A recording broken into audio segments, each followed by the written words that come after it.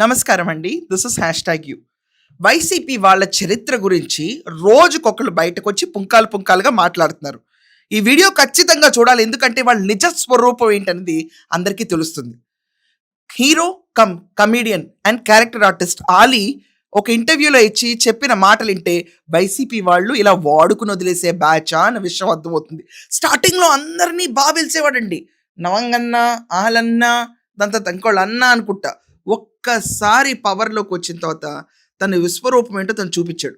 అదే కాకుండా next time why not 175 అని చెప్పి రెచ్చిపోయిన పోకడతో 11 స్థానాలకు పుచ్చిపోయిన పడిపోయిన జగన్మోహన్ రెడ్డి పార్టీ వాడుకుని వదిలేయడంలో ఎక్స్పర్ట్స్ అని అందరూ రియలైజ్ అయ్యారు. రైట్ ఫ్రమ్ బోరుగడ్డ అనిల్, దాని తర్వాత శ్రీరెడ్డి, ఈరోజు అలీ. అలీని వీళ్ళ బ్యాచ్తో కలపకూడదు. ఇక్కడ అలీ ఎప్పుడు నోరు పారేసుకోలేదు, ఇష్టం వచ్చినట్టు మాట్లాడలేదు, తనకంటూ హుందాగానే బిహేవ్ చేస్తాడు అలీ. అలీ 20 ఏళ్లుగా రాజకీయాల్లో ఉన్నప్పుడు అంటే ఏ పదవి ఆశించకుండా నిజంగానే టీడీపీతో ఉన్నారు అతను. అంటే ప్రమోషన్స్ కావనండి, ప్రతిదానికి హీ వాజ్ సపోర్టివ్. కానీ లాస్ట్ ఎన్నికలు, దానికంటే ముందు ఎన్నికల్లో ఆలీకి గుంటూరు టికెట్ ఇస్తా అని చెప్పి ఇంకా డిక్లేర్ చేయకపోవడం వల్ల జనసేన టీడీపీ కూటమిలో ఉన్నా కూడా అతను బయటకు వచ్చి వైసీపీకి సపోర్ట్ చేశాడు. కానీ అక్కడ కూడా టికెట్ ఆశించలేదు. కానీ ఏమన్నా మర్యాద ఇచ్చారా, ఏమన్నా పరువు ఉంచారా? అతన్ని తీసి పక్కన పడేశారు.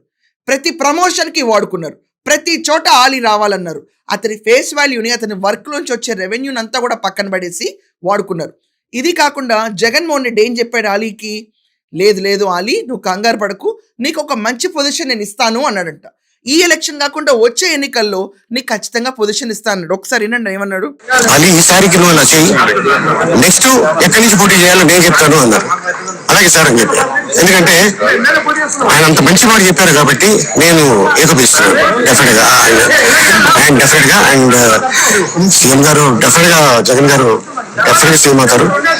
ఎందుకంటే ప్రజలు కొత్తదనం కోరుకుంటున్నారు. ఇంకా ఆయన యంగ్ బ్లడ్, గ్యారంటీగా బాగుంటుందని నేను అనుకుంటున్నాను. విన్నారు కదా, ఆ రోజు నీకు నెక్స్ట్ టైం టికెట్ ఖచ్చితంగా ఇస్తా అన్నాడు. కానీ ఇచ్చాడా? ఇవ్వలేదు. 5 ఏళ్ల పాటు పూర్తిగా నాకేశాడు, వాడేశాడు.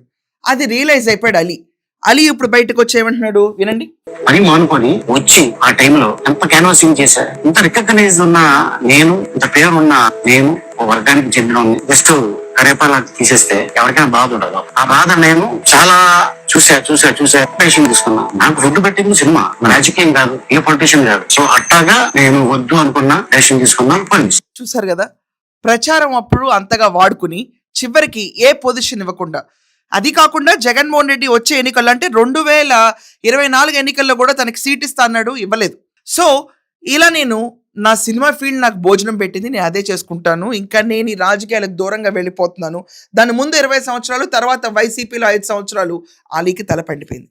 ఇక్కడ ఒక విషయం చెప్పండి, ఇలా ఎంతమందిని వాడుకుంటారు, ఎంతమందిని? వాళ్ళకున్న గుడ్ విల్, ఫేమ్ అన్నిటిని వాడుకుని వదిలేయటంలో వైసీపీ పిచ్చ ఎక్స్పర్ట్. స్పాట్లో మాట్లాడేస్తాడు జగన్మోహన్ రెడ్డి. తర్వాత అపాయింట్మెంట్ అనేది ఇవ్వడు. వాళ్ళు కలవాలంటే యుగాలు పడతాయి. ఆఖరికి పదవి లేకపోయినా కూడా జగన్మోహన్ రెడ్డిని కలవటం కష్టమని శ్రీరెడ్డి కూడా చెప్పింది. ఇలా పుంకాలుగా వైసీపీకి వ్యతిరేకంగా ఎవరైతే ఒకప్పుడు వీళ్ళ కండువా వేసుకుని వీళ్ళ కోసం ప్రచారం చేశారో వీళ్ళు ఈరోజు బయటకు వచ్చి మాకెందుకయ్యే బోర్డు రాజకీయాలు, మేము ఎందుకు టైం వేస్ట్ చేసుకున్నాం అనే పరిస్థితికి వస్తున్నారు. ఇలాంటి వాళ్ళు వచ్చే ఎన్నికల్లో దుమ్ము దులుపుతారంటే అసలు ఈ పార్టీ ఉంటుందా అనే డౌట్ చాలా మందిలో వస్తుంది. మీరందరూ ఏమంటారు దీని గురించి? మీ ఒపీనియన్స్ ఖచ్చితంగా కమెంట్స్లో రాయండి. That's all for now. Thank you.